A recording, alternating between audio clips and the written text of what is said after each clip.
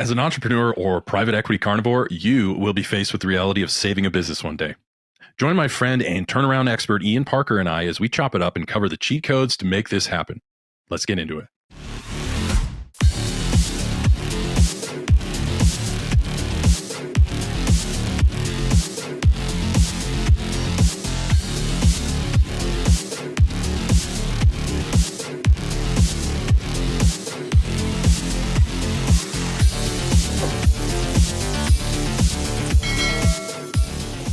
Hey, welcome to another episode of Making Billions. I'm your host, Ryan Miller, and today I have my dear friend, Ian Parker. Ian is the chairman and CEO of Healixa, a publicly traded technology company that focuses on building jaw-dropping technologies in the sustainability and the quality of life sectors. So what this means is Ian understands private equity so well that he's agreed to come on the show and share with us some of his cheat codes when buying a business or rolling out a turnaround strategy. So Ian, welcome to the show, man. Thank you. Thank you, Ryan. Thank you for having us on the show today. Really love the show. What you're doing is super important to be able to learn from all of these incredible people you have on the show is really great. Yeah, and you're certainly one of them. So thank you. You're very kind. You know, it's true. We've been rated in the top 2% in the world on this show. We've been very fortunate to be in over 100 countries. But we're not here to talk about me. We're here to talk about you. And so thank you very much for that. Let's talk about all the exciting stuff. You want to tune in the end where Ian starts coming up with some of these cheat codes that are really going to help you and open your eyes in the private equity sector, whether you're starting a business, buying a business, or even turning one around. But before we get into that, maybe you can help me understand, how did you even become an expert in this industry? Sure. So I've had a career in turnarounds. I've been fortunate to work in a lot of different businesses, not by virtue of choosing those businesses. Most of them chose me. We were a group of people that worked with family offices, private equity groups, specific LPs and private equity groups to go turn companies around when they had issues. Been involved in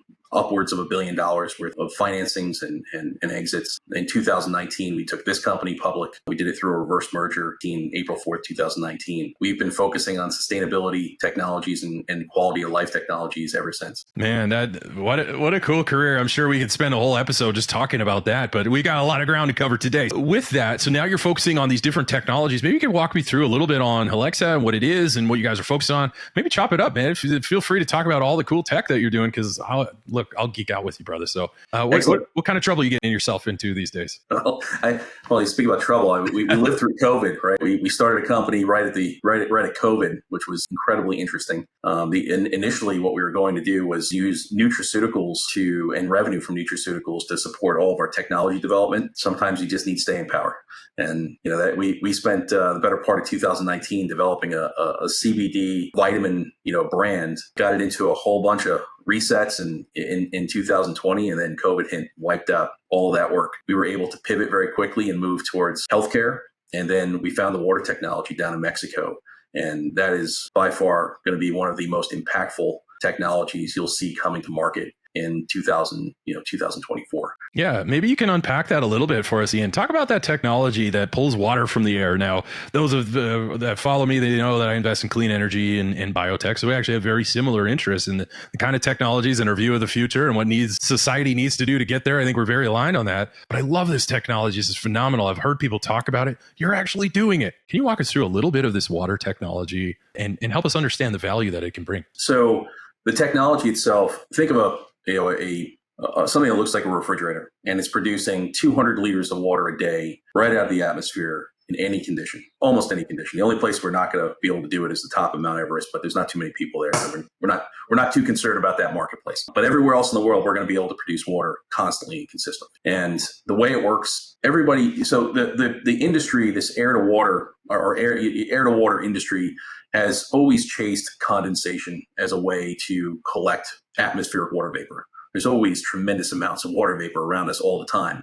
Even when it's 2% relative humidity, there's still a tremendous amount of absolute humidity in the air. So figuring out how to access that has been a goal of a lot of people over the years, and they've all tried to use condensation to do it. Think of dehumidification. Think about what comes out of your air conditioner when that little drip line starts dripping, that little pan gets full, right? That's condensation. We went the other way. We decided we're going to freeze it out of the air. And that's why we have the world's first and only deposition water harvester. We patented that in 132 countries, filing additional patents, biggest patent filing I've ever been involved in. That was a bear, but we were able to make it through that. And what the technology allows us to do is, with very little energy, you put it on the ground, it's gonna run constantly and consistently for 10 years, maybe upwards of 10 years with proper maintenance. and it'll just produce 200 liters of water a day right out of the atmosphere. Wow, that's phenomenal. And the implications to emerging markets or third world countries, whatever you want to call it, the implications to those alone are powerful, but not just emerging markets, but any market that struggles with water issues and finding water.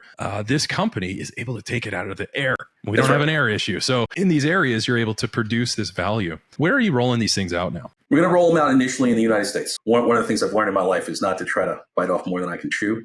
I think there's plenty of, we have a lot of professionals here at this company that would agree with that. So as a group, we've decided we're going to start with the US because that's where home base is and that's where our manufacturing is. And, we want to keep it close to home when we launch the betas in September and October into the field.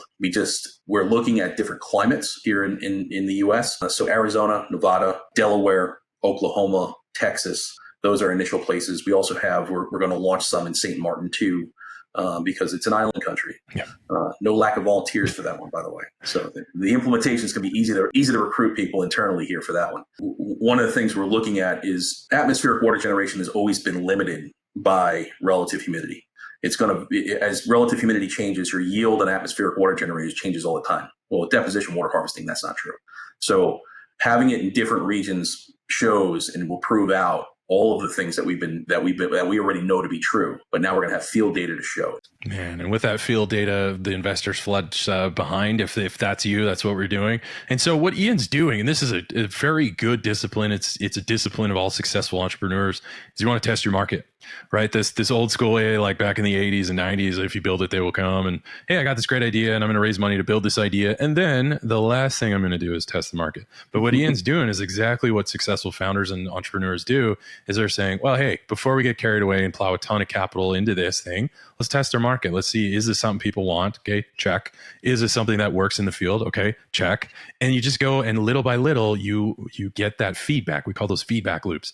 You generate these feedback loops with data. Imagine that, a startup that makes decisions off of data. That's kind of what businesses do. So Ian's out there. He's got this new technology that's going to pull water from the air. If you notice, there's a lot of very arid climates that he's doing it in. These people need this technology. He's able to do that. And how he's doing it, how he's developing this product is exactly what the best entrepreneurs do, where they test their market first. And from that feedback, the results of that test will determine version 2, 3, and beyond until you've got a commercially viable product. You know that, Ian. I know that. And now 100 countries now know from your example. That's right. Yeah. I completely agree with everything you just said. It's it's so easy to get out over your skis and be so confident in what you have. The best way to do it is to leg into it and leg into it carefully. We're gonna discover things in the field about these betas that we didn't think about or we didn't anticipate. And if you just start ramping down the throttle on commercialization, it's a good way to have a whole lot of things go wrong. Patience is key here. Patience in making sure that we do this in a way that is smart and meticulous. That's what we're doing right now, and we're in the process of executing that. So you'll see announcements coming out about betas in the field, and that's a big deal for us. That's right. And the announcements are under what ticker? Now that you're publicly traded, what's your ticker? Where if people want to follow this technology and the development and all things that are coming, what's the ticker? The ticker is EMOR, and we trade on the pink sheets. But I always tell people, we trade on the pink sheets, but we are not a pink sheet company. The type of people that are around this company, you've got a former Secretary of Defense, and you've got a former congressman, former state senators, former Fortune 500 executives. This is not your typical pink sheet company. No. So when you see OTC pink sheets, just know we don't plan on staying in that neighborhood. Yeah, there's a lot of muscle behind that. All right, that's powerful. And this is one of the lessons that you do. So for those of you who are just starting a business, or maybe you're an emerging fund manager, whatever that is, you're starting out in whatever it is in the private markets. One of the things that Ian does is one of the best secrets that are out there. There's a lot, but this is a good one. Often when people ask my advice, they say, well, I don't really have the track record or the experience, but I got a brilliant idea and I know I can pull it off. I'm really smart. But are investors going to listen to me? Are people going to support me? Well, if that's you, and do what Ian did, is you can actually stack your board of directors or even have an advisory board. It's not even that serious compared to a board of directors. If you have an advisory board and you stack it like Ian did with senators and all these people, I don't know, maybe you got Navy SEAL commanders, you got all kinds of cool people on there. And what that does is that further strengthens your offering as it relates to the team, as it relates to the human capital, as it relates to the wisdom and the knowledge in this brain trust we call a company. So what Ian did is exactly, once again, what some of the best founders and entrepreneurs do is they not only are they good at what they do, but they make sure that investors and other people around understand that it's not just me. Look at the bench depth on this company. It's phenomenal. You're not going to find it anywhere else. Not only do we have a great company, but we got some of the best eyeballs in the business on this company, on this technology, in this investment. We're not going to lose. And Yes. so, right. And so and investors agree, they're like, yeah, with that team, I mean, you're going to slay it. It's amazing. So stacking your board, especially if you're starting out, that's not Ian, but if you're starting out, it's even more important. Even Ian, with all his experience, is still doing this discipline, this one thing that further strengthens his offer to the market. And so collectively, as the proverb goes, if you want to go fast, go alone. If you want to go far, go together. And so Ian has done that, and he's going very, very far and rolling out in multiple states. I know this is not easy, but he's pulling it off. So that being said, what are some of those things? You had this, we talked about your experience and all these cool things that you're doing right. And you're getting me excited, man.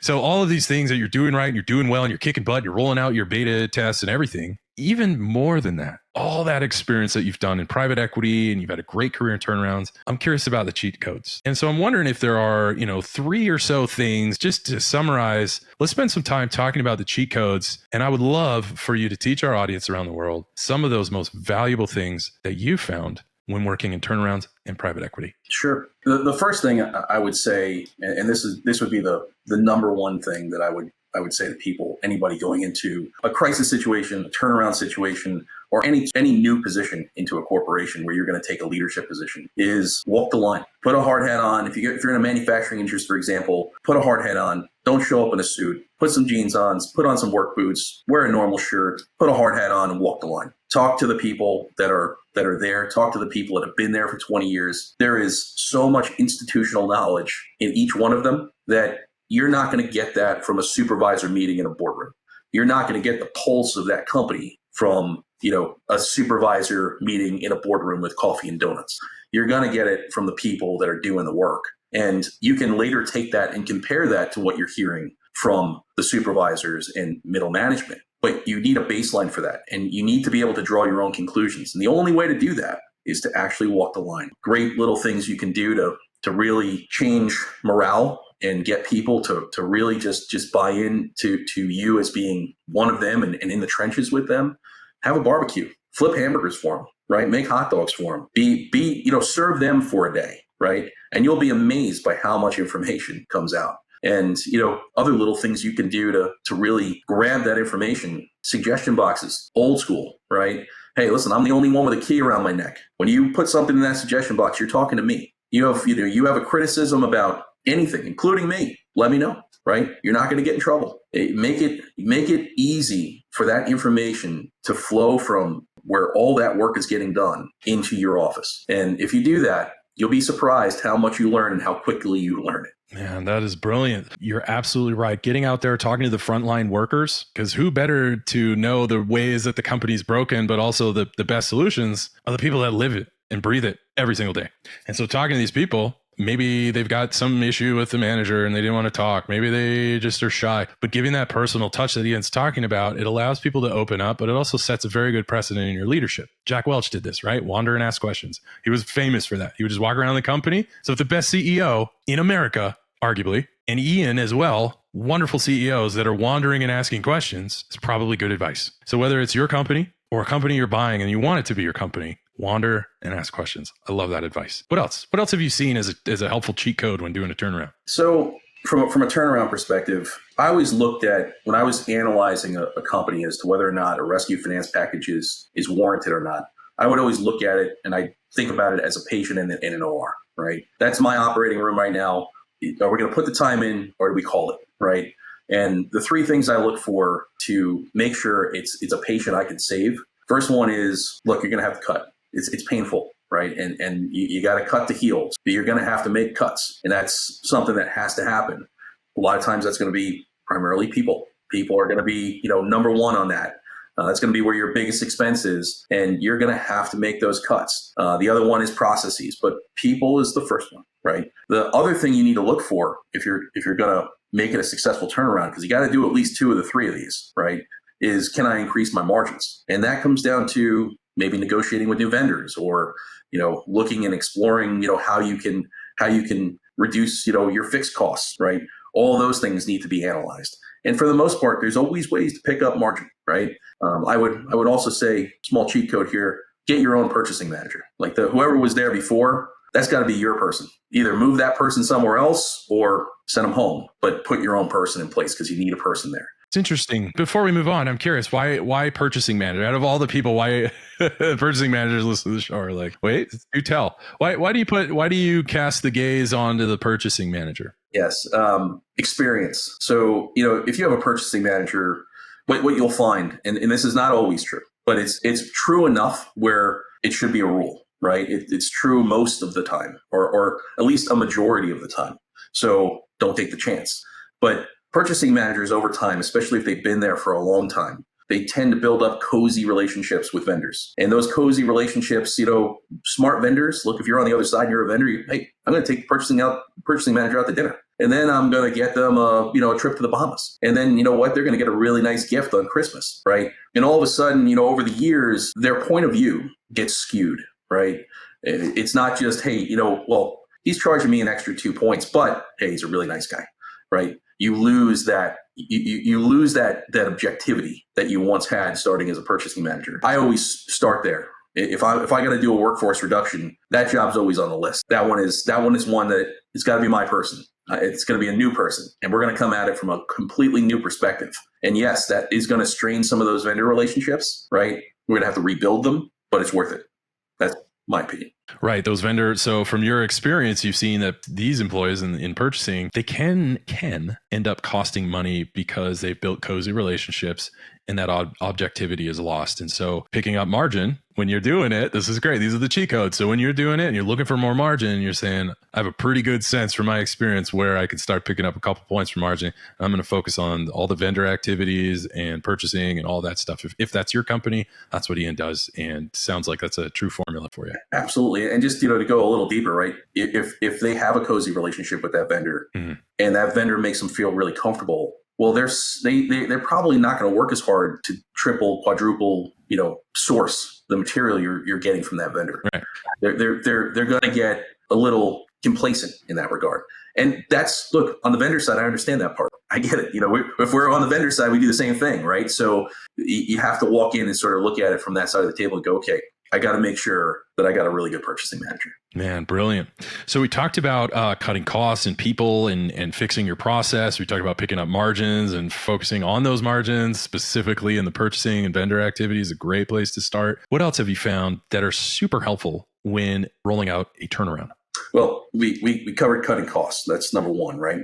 We have to cut costs. We have to increase margins. This one is the one that, tends to be forgotten here, but we got to increase revenue too. Right. And that is, if I could do all three of those things, I'm saving the patient. If I could do two of the three, it might be a long recovery, but the patient's going to live. If I can only do one, it's questionable. You got to, you can't just cut your way out of a turnaround. You have to grow your revenue. To do that, you need to look at everything. You need to look at your marketing budget. Am I talking to the right people? Do I have the right message? Am I doing the things that is my marketing dollars being spent in a way that is really effective? And with marketing dollars, that's one that you can't change real fast, right? Because there's so many variables there. What I would do is start immediately prioritizing, all the pieces to your marketing budget, and then change one. And I would say increase it first. See if it makes a difference, right? Don't decrease it because it might you might get the wrong result. But if you increase it and that one doesn't do anything, then try to decrease it. Yeah. But you go one by one and start pulling those levers to see, which one is going to actually, which one of those you can actually tweak and get more effective at. I love that. So here you are. Let's assume you've done that. You've cut the fat, not the muscle or the bone in the company. So you've right-sized, as we like to say. Then you've increased margins, and now you're growing those fat margins to even greater proportions. So when doing that, often what I've seen when I've done it is you want to, this is my advice, not Ian's necessarily, but we're here to chop up different philosophies. One of the things that I found, Ian, is one of the key metrics, or the interchange between two metrics, is your cost per acquisition, your customer acquisition costs. Sometimes we call them CPA. As long as that's less than your LTV, which is not loan to value, it's actually lifetime value of the total. Say a client is usually with us for 8 years on average. How much can we get them to purchase or to buy or whatever that is? And reducing your customer acquisition costs, and as well as boosting your lifetime value, either retaining them longer or getting them to buy more products, or at least more part of their discretionary income, whatever that is. And that ties into a little bit into channel strategy. So now you got those metrics right, and your lifetime value is 5 times what the acquisition cost is. we're doing good. The numbers are looking good. The turnaround is working, but we're not done yet, are we? What is your opinion on, say, exploring channel strategies when growing revenue? Especially if you're in a consumer product area. I mean, channel strategy is important anywhere because channel friction is a real thing. But channel strategies, they can end up costing you a lot of money if you do them improperly. So let's just take an example. You have this magical bottle of stuff. I don't know what the stuff is, but you got this magical bottle of stuff.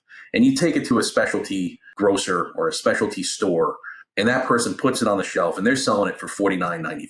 And then all of a sudden, your sales manager goes, hey, TJ Maxx wants this stuff too. And they want to put it on the shelf. Then you go, wow, nationwide distribution with TJ Maxx. Phenomenal. And you do a deal with TJ Maxx and you put it in there. And now TJ Maxx, you get a phone call from that other buyer. And that other buyer goes, hey, TJ Maxx is selling the stuff that I'm buying from you for $25. And it absolutely crushed my inventory. Not going to be happy with you. And you're probably going to destroy that relationship. So you took that really high margin business, that elite product that, that now allows you to do other things with, and you've put it into a channel that has absolutely destroyed the other channels, right? So looking at those things is very, very key. Sometimes you have to give up some of those channels, those lower margin channels, and focus and redouble your efforts on those higher margin channels. In a turnaround where you're going to be cutting back on some revenue to redouble your efforts on higher margin business, those are always challenging decisions, but you have to be prepared to make them. Man, that's brilliant. So we talked about margins, getting your market budget in line. I'm assuming you do comps on your industry just to figure out a baseline. Like, how do you know how to right size? So I would do that. I would take comps. I would pick a public market comp that I think is a well-run company, looks like it has a strong bottom line. I would use the ratios that I see there as a good starting place. It doesn't mean it has to be exactly the same. It'll just give you an idea of where you want to go. Those things will evolve with your real institutional knowledge that you're gathering on the ground. So you'll get a better feel for where those targets will move over time. But it'll give you an idea in the beginning where you need to end up. And that's a great place to start is look at some comps, get some ratios. Okay, have my targets. At least we got a place to start. That's brilliant. So what Ian's talking about here, Ian, you obviously know this, so do I, but what Ian's talking to you, for the rest of you out there, he's talking about a operational discipline called benchmarking. And so benchmarking is, some companies do it every year. They'll sit down, the executives say, okay, what's the industry? We want to understand how our competitors are doing. So go out, they'll take a pulse of all their competition and the market and establish averages. What's the average percentage of labor costs for all of our OPEX? What's the average profit margins? So what Ian does is one more time, a lot of love that you're sending your way. You're doing amazing things. I can see why you're doing so well. But one of the things is establishing those benchmarks. And at least hey, maybe we can go cheaper on this or maybe spend a little bit more on that. But at least we understand, how do we, evolve, or how do we rotate around the orbit of this market? And how close are we to average? And do we even want to be close to average on certain areas? And so doing that benchmarking is wonderful. Now, one of those questions, while we're still on this topic of treating the dying patient, so to speak, and you mentioned you got to cut in order to heal, like any good surgeon or doctor. Speaking of cuts, what about product lines? Like when you come in, do you ever look at product lines, assuming it is a product-based business? I guess you could do that in service businesses. Like, how important is the product ladder? Do you make cuts to product lines, or do you even examine that dimension? You have to look at the product line. And that, I'm not a huge fan of loss leaders, right? Just generally speaking, it doesn't mean that there's not a place for them and you don't use them in some of your marketing budget. But I'm not a big fan of loss leaders, right? So if you see a place where you have a product that is underperforming and you have a product that is doing well or looks like it has a lot more opportunity in a turnaround situation, even in any business, right? You should be looking at those product lines regularly and going, okay, should I stay in this product? Is there a reason to be in this product? If there isn't, right, or you think your resources are going to be better spent driving sales in that higher margin product, then you make that pivot and you do it quickly. You don't want to stay in products that are taking away from your focus on higher margin concerns. Perfect. I'm just curious. So with all this turnaround expertise that you have, it's kind of funny. My impression is that Healixa, your company that you run, is not a turnaround company. We are not. We are not run by a turnaround expert. I love it. Just means you can handle it. If things get hard, you know what to do. That's a very valuable skill in business for sure. All you turnaround, I call you guys carnivores, the private equity carnivores. You just do deals and you kick ass. It's amazing to watch. So one of those things, talking about kicking butt in these areas, how important is it, whether it's in your company or maybe one that you're helping to turn around or acquire? Where does culture fit into all this in Ian's world? Culture is crucial. It's crucial. So Healixa, being a startup, 4 years ago, and now being, a growth company, culture was a big part of that. It's a big part of doing turnarounds. It's also a big part of driving a growth company. I'll give you examples of things that are important to me. I don't want to have an organization where people are afraid to tell me they made a mistake. That's a problem, right? It stifles creativity and innovation, right? If people are afraid of making a mistake. I don't mind people making mistakes. It's something that's going to happen. But when you do, you don't want to create an environment where everybody's pointing fingers. No, it wasn't me. It wasn't me. It was him. You don't want that problem, right? You want to be able to say, okay, look, all right, it was a mistake. No problem. Come into my office. Let's fix it together. And you need to have that culture. And that's what successful growth companies have.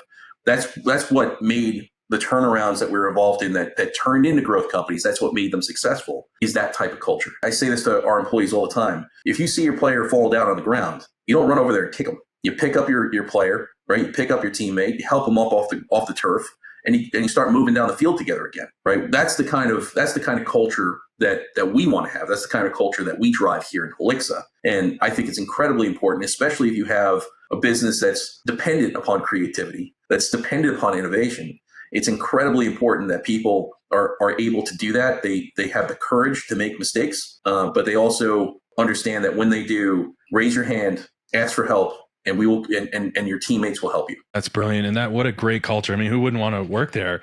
It's interesting. I just read an article, I think it was by Harvard Business Review. I could be wrong. And it says, like, in speaking of culture, and usually culture exists, but it's experienced by the staff, by the employees, by the owners, by all the people experience the culture and drive that. And whether it's up or down, they are the drivers of the culture. There was an article I put out that actually said, and I think our audience would appreciate this, maybe more than they should, is that common in workplace bullying. So let's talk about culture gone wrong. In workplace bullying, which can erode value, revenue, customers, and worst of all, shareholder valuation, all from crappy culture. And Peter Drucker famously said, one of the CEOs famously said that culture eats strategy for breakfast. Now, what I think he meant by that is exactly what you talked about, to say, look, everyone's going to make a mistake. Do we have a fixed mindset or a growth mindset? And in this article that we read, they said people who are subjected to most workplace bullying, and that doesn't mean physical bullying like maybe in grade school, but it could just be they mock you, or they, like in your example, they kick a teammate when he's down. And so in that culture, the people, get a load of this, the people they found who are most subjected to the worst side of a company's culture are A players.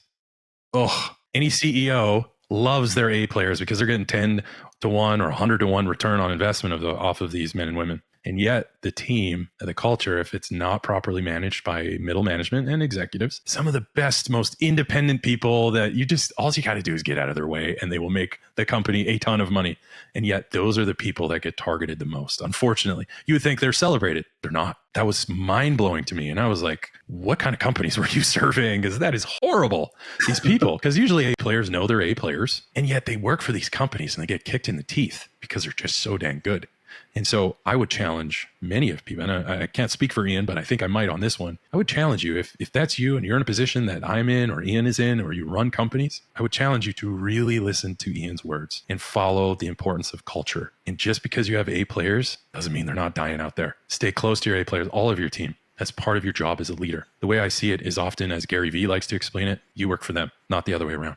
And so if you're a middle manager, a director, or something like that, or whatever in a company, just treat it like you work for them. Wander around, ask questions, and you can do what I do, is just say, how can I serve you?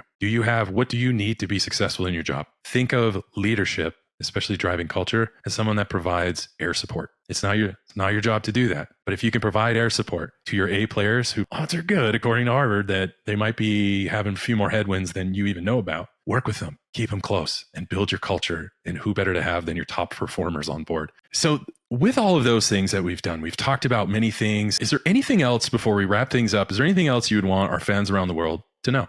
Well, you mentioned Jack Welch before, so I'll leave you with one of my favorite Jack Welch moments. He was on a panel, and one of the reporters from CNBC was moderating this panel, and she asked him, she said, Jack, you're considered one of the best pickers of managers in corporate history. So how did you do it? Did you look at, Ian got it right 70% of the time and Ryan got it right 80% of the time, so you took Ryan instead because he had a better batting average? And he just sat back and he said, no, not at all. He goes, in fact, I probably only got it right 51% of the time. It's more important to me what you do when you get it wrong as opposed to how many times you get it right. And those words are, you mentioned Jack Welch. Those are words to remember. And they certainly had a profound impact on the way I approach things, as I went through my career. That's brilliant. I tell my children the same thing. So now I'm telling the world, it's okay to make a mistake, but it's what you do next that matters. And I think that echoes that same beyond the fatherly advice, but the principle is the same when you're trying to help somebody. It's okay. It's okay to make a mistake. And as Ian talked about before in driving the culture is to say, look, if I berated people every time they made a mistake, they'd be afraid to take a chance. And if that's the culture you create because you just have a crappy attitude as a leader, guess what? Don't be surprised if innovation dries up and your competition who does know how to innovate, who doesn't beat people up when they take a chance and fail.